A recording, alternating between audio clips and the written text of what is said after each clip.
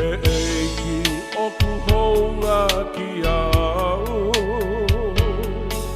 Ho ofa moho o whei lau lau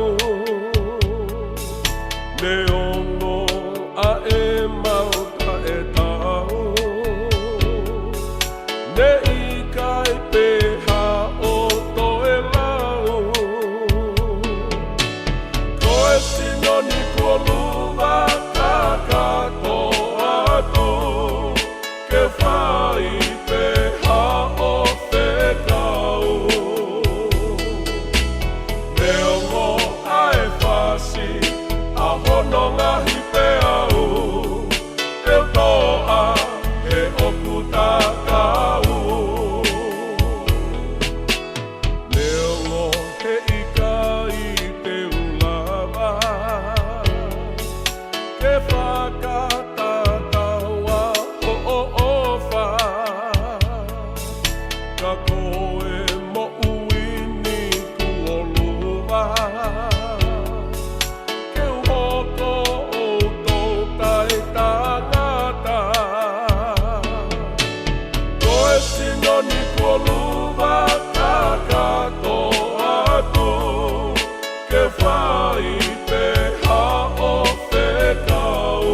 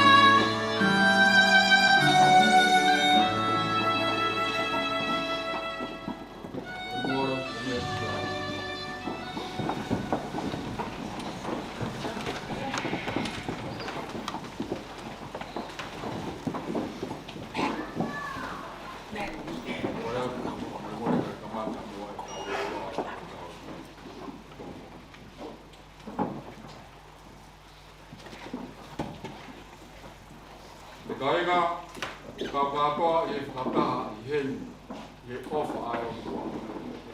Pea moe ka kaini, te whakahopa I whakatani mo I whewhineni I he mai. Aia koe mea ongo rerei, e nā e tūtūnia e he o tua, e taimina e mā oni ai tangata.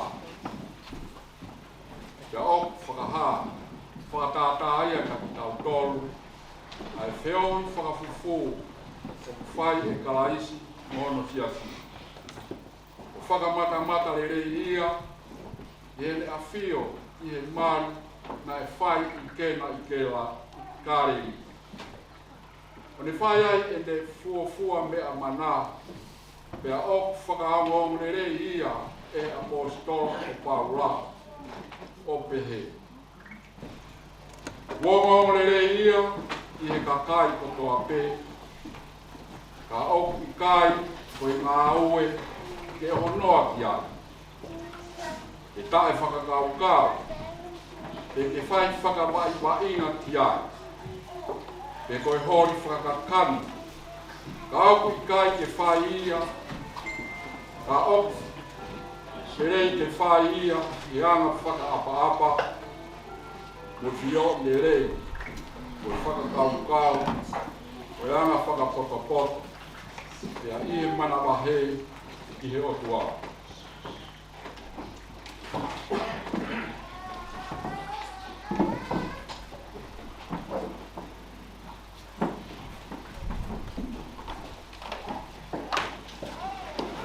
Wok, baha, taha toton, ke tiku. Koe uhi, whakamaa wai ati I aha whakamana wahe o whakamaa. Aia e whakaha ai ngā mea fufu, roka katoa. Pau, io e ha mutoko taha, mea o totoro. Te ta off, o whakahoko, I noa te vete. E o kurerei ke moiloa, o kinaua, o whakahoko, ai kai hange o ia, o whaha o whora e o kua, o ki kai whakahoko a kinaua, e o kua, e o ki kai o tonu e nga mai. Solomone Pohiva Fonua, Piai hame, se vere a kia, e al wheru koni I whai aku. E Siulata I Paluki Utumoengalu. Piai hame, se vere a kia, e vere koni.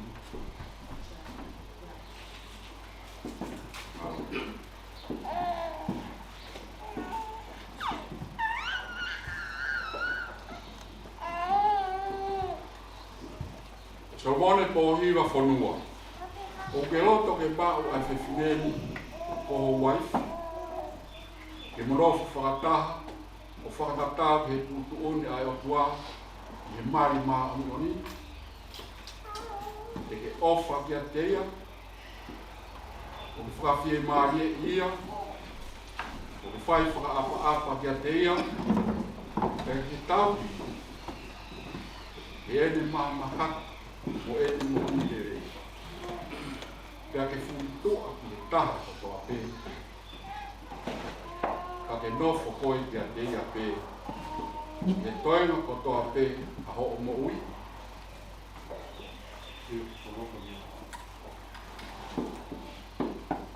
O e tūpā. Ko rea, Solomone Pohiva Fonua. Ka taki. Ai ke le wahi mā whanau. Koe a holoto viai. Alo. E Siulata I Paluki Utumoengalu. O kuke loto ke mau ai tangatani o husepani. Ke monofu whakataha, o whakatakau ke tūtūne o tua, e mari mā oni onini. Te ke talango fua kia te ia, mo ke tauhi ia, mo ke ofa kia te ia, kia ki whai whaka apa kia te ia.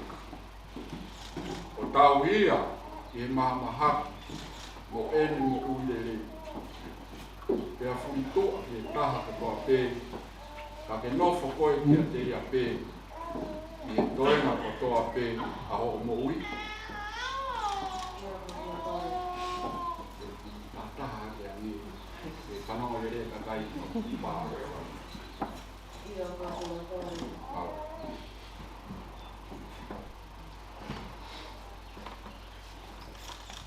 Ko hai o kune whaki ai te neng, i e tangata, o more.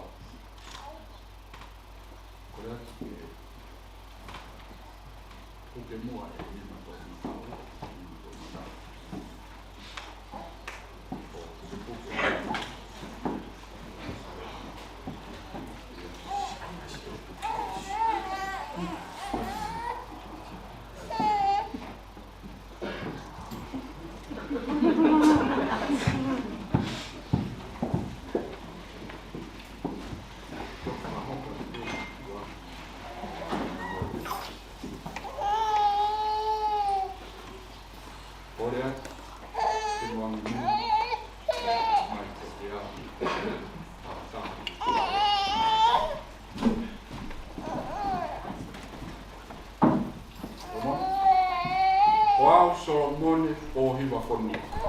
Solomone Pohiva Fonua. O koe. Siulata i Paluki Utumoengalu.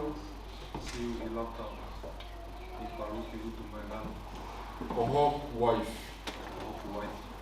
E umau koe. Ia au he ahon. Ia whai ma o aipe. Perere ia pe komi, i maumea, i masiva,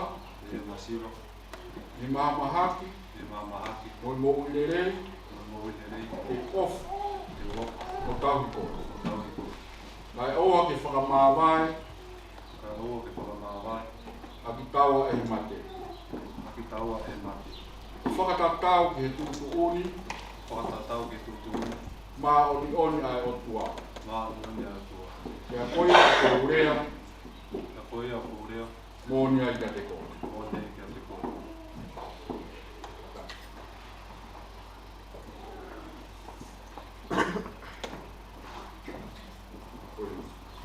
Ala e Siulata o puke a muli mato. Umau, e ni hape a muli mato matau.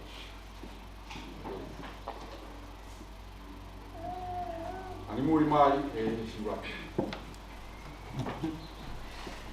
Wow, Siulata i Paluki Utumoengalu.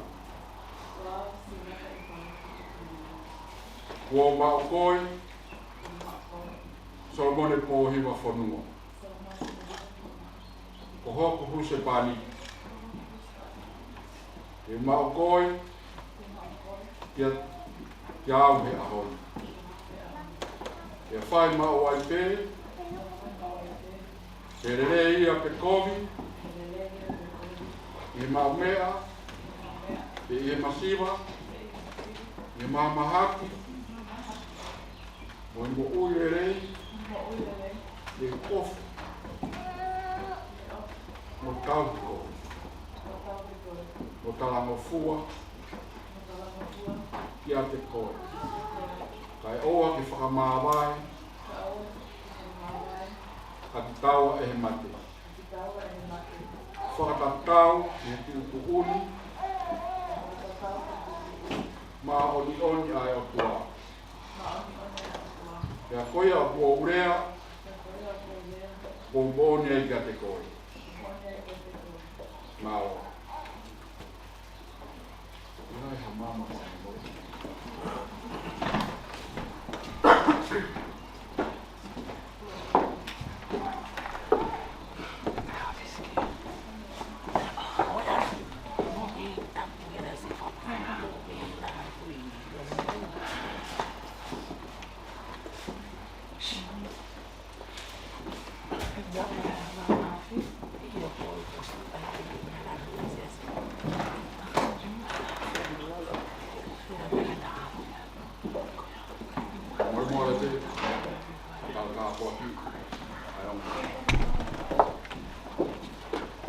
Wong ka poaki ai o mamani fa ilong o fuakawa ko mfai e wafa o tamai o ao o lau mari e mao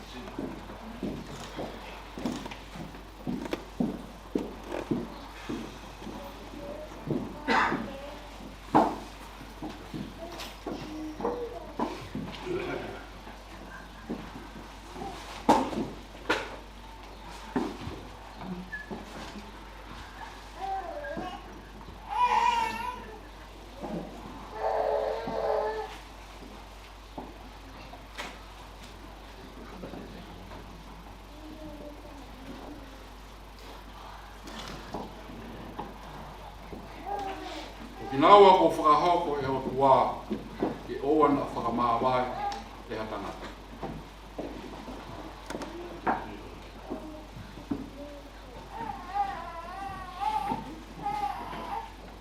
Koe mea i a lea a Solomone Pohiva Fonua mo Siulata Paluki Utumoengalu. Kina nofu whakataha i he mari. Kina kuona whakamooni ia e ofa ai o tua mo e kakaini. Pea kona are a pau a ki naua ki ai, pea kua whakahaa ia e ena whipu ke a hona ni maa. Kua whakahaa koe kuse pāni mo e waifi whakataha a ki naua e huafa o i tamai mo e ao mo e lau maari e maa o ni.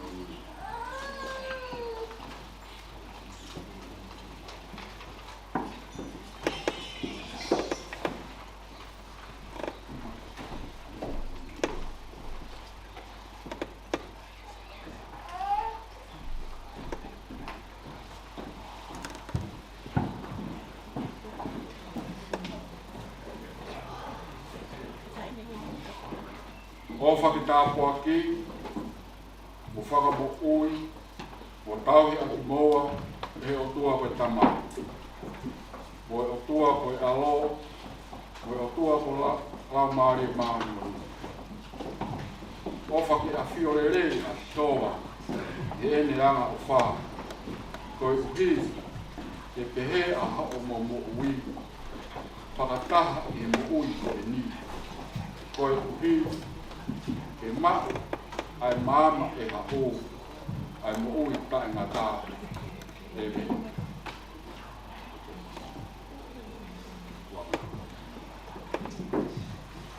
Koe fo moi moi atu.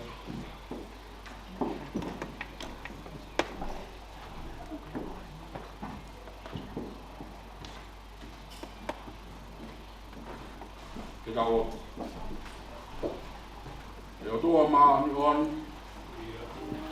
Koe kuang, whakamu ui, koe ka kai ko toki. Koe whakiang, koe to koni whakalao maari e ko toa pē. Kuanga koe, koe mo ui ta inga tā. Ke tuku hifo a hau kāpua ki he ongo me anu. Ai tangatani mo se nenu. Aia o mau kāpua ki I ho kua whā. He hange koe mo ui whakataha anga tonu. Ai sake mo re peka I whā. Ke pehe a ina wanu. Ke na whaka mo oni. Mo whai ki he fua kāwa. Mo kowi nā nite o na toku whai ni. Pea ke ni anofo mao wai pē. I he ofo o whanu mo whie maari. Pea mo ui o whakatatao I ho o ngāhi lao. Siu karaisi o mau e ki. Amen. Pea o ofa hatau e ko siu karaisi. Ofa ai o tua. Pea mo e wheahu e lao maari e mao nioni. Pea kautau ko toa pē. Ko Siulata. Amen. Maroa kai ngā lotu, la vai whai tau mari, o wang mari, kai hoko atu moa, I whakamohoni. Maroa.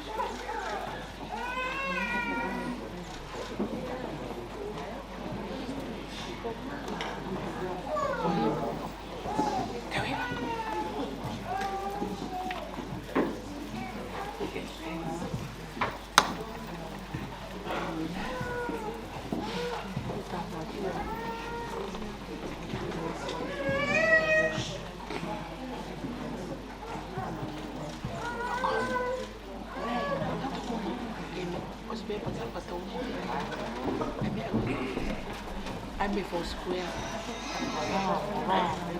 I'm before the pot of for square.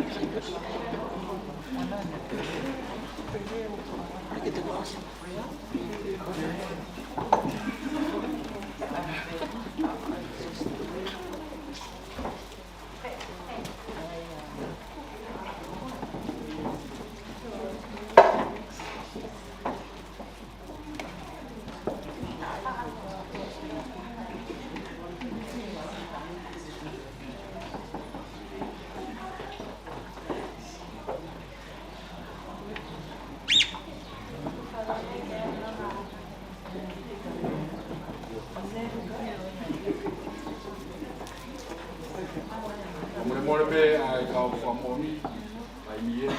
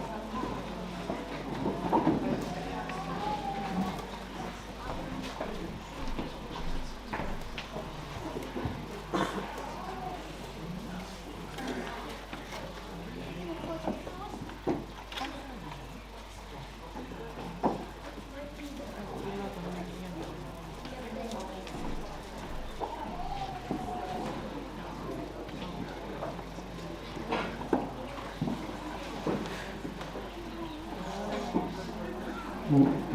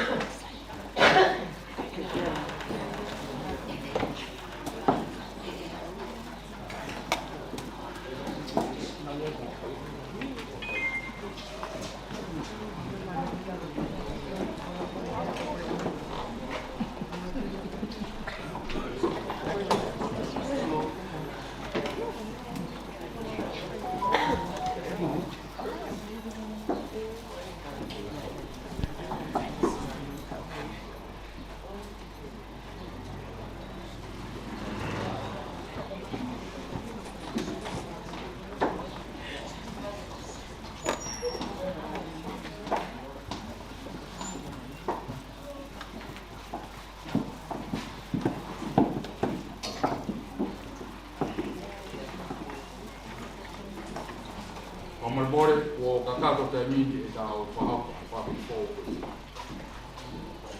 More te mini. Ai, whahamo ke kakai.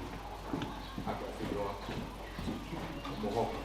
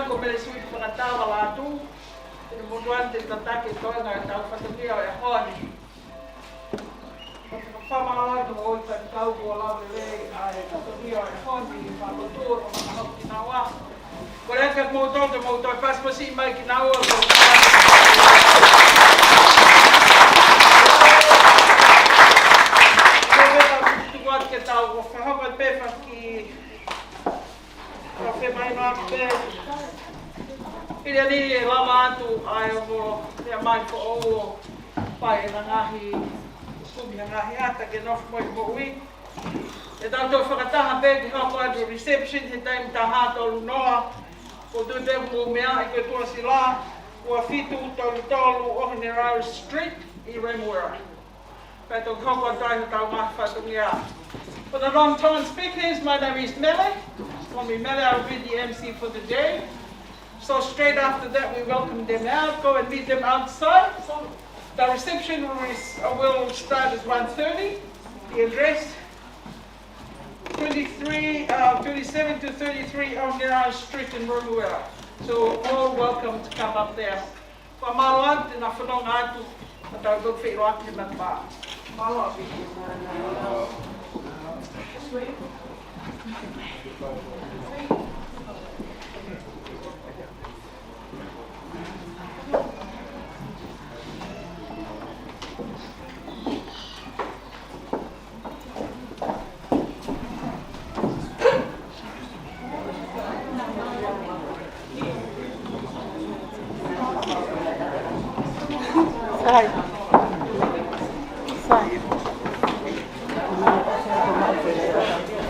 Lia, aku tidak ingin makan.